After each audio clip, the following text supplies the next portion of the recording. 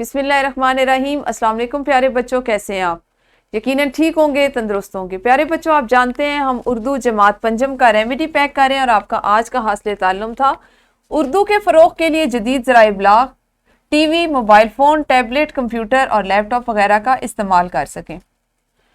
آپ نے اس QR code میں دیے گئے ویڈیو لیکچر کو دیکھا، سنا اور سمجھا، اور اس کے بعد اس جملے کو مکمل کیا۔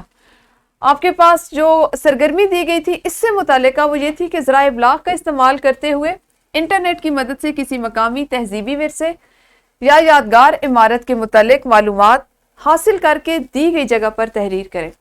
ریمیڈی پیک کا یہ حصہ یقیناً آپ نے مکمل کر لیا ہوگا۔ ہم نے بات کرنی ہے کہ ہم اردو کی ترویج کے لیے جدید ذرائع ابلاغ کا استعمال کس حد تک کرتے ہیں، کس حد تک کر سکتے ہیں۔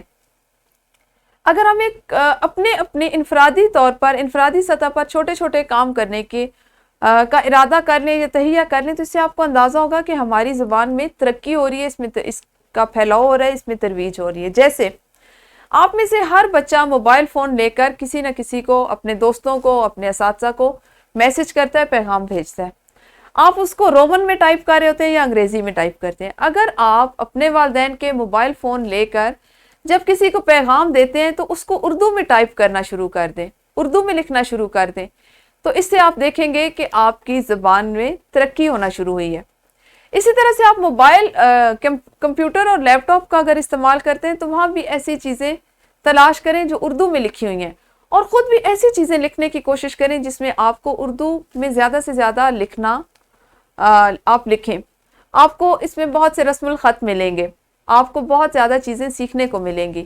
اس طرح ہم ایک وقت آئے گا، ابھی اگر آپ جماعت پنجم سے ان چیزوں پہ کام کرنا شروع کرتے ہیں تو آنے والے 5-10 سالوں میں ہم اپنی زبان کی بہتری کے لیے، اس کی ترقی کے لیے کام کر سکتے ہیں، اپنا کردار ادا کر سکتے ہیں۔ ابھی سے کوشش کریں کہ شارٹ کٹس نہ اپنائیں، درمیانی راستے، مختصر راستے، ادھر ادھر سے گھوم کے جانے والے راستوں کو نہ اپنائیں، بلکہ جو کام جس طرح سے کہا جائے اس کو اسی طرح سے کریں۔ ذرائع ابلاغ میں آپ نے اردو کو فروغ دینا ہے تو آپ اردو پہ کام کیجئے، اس کو اپنی عادت بنائیے، بلکہ عادت ثانیہ بنائیے۔